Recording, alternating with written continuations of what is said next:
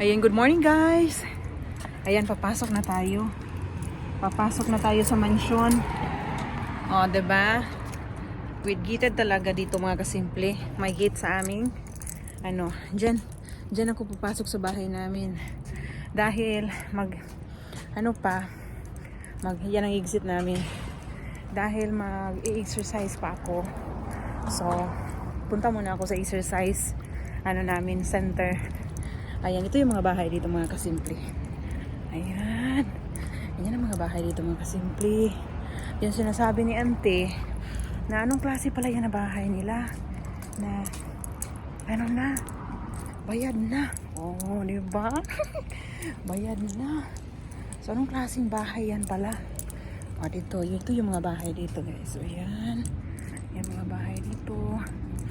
Ayan. So, hindi ako mag-ingay-ingay. Kasi ako talaga yung pinaka-chismosa dito. Isa lang talaga. Oo. So, ito na ngayon. Papasok na ako doon sa sa exercise room. Kasi dito nag-exercise ang mga tao. Oo. Dito nag-exercise ang mga tao.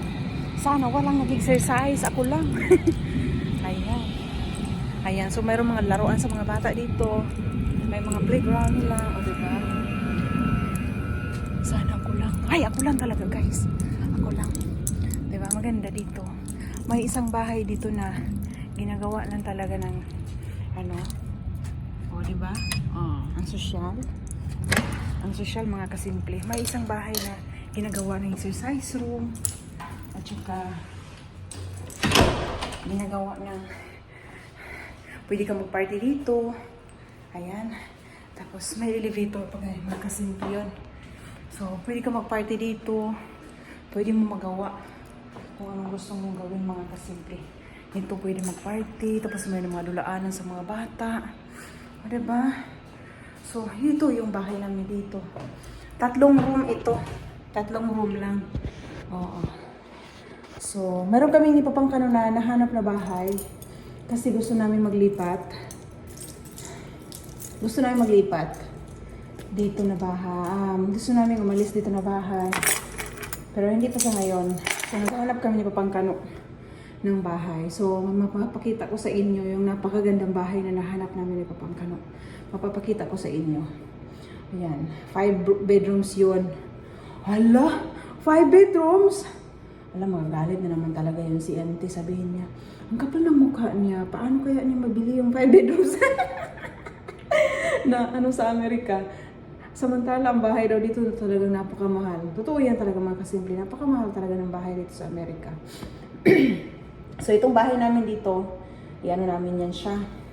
Siyempre, ibenta natin siya kapag bibilhin namin yung bahay na yon. Kaya, ipapakita ko sa inyo kung gaano paganda din yun na bahay, yung nahanting namin ni Papangkano.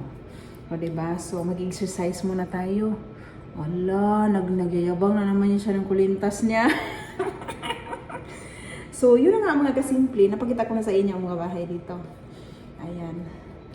Ayan na, mag-exercise muna ako. Diba? Libre ang exercise dito, guys. Ayan. Libre ang exercise dito. Kaya, hindi po yan kayabangan mga kasimple. Kundi,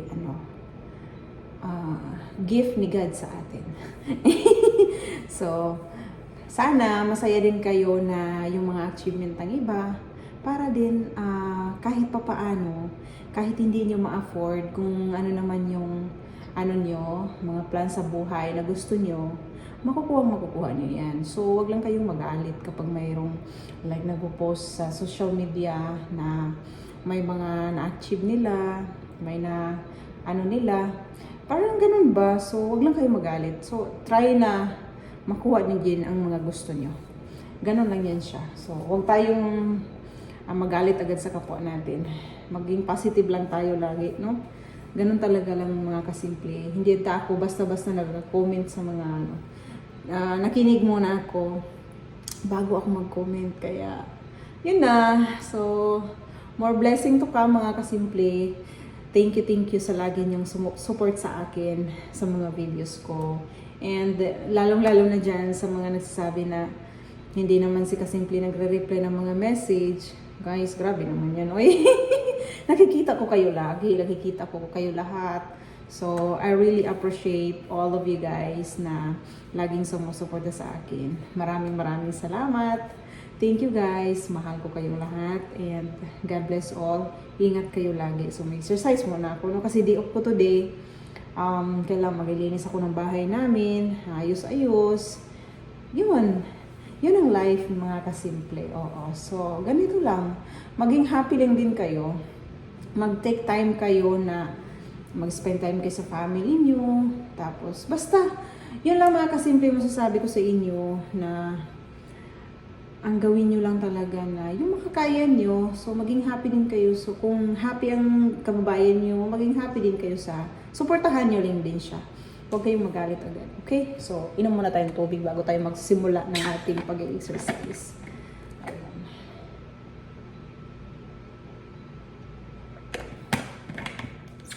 Maging positive lagi, ha? Kahit may problema tayo talaga, kahit mayroon tayong problema, nalulutos natin ang mga problema dahil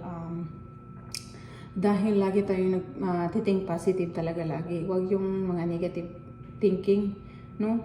Kasi iba talaga mga kasimple. Kaya i-try nyo nga maging happy kayo. Ayan, kahit may problema tayo, malulutas sa mga problema.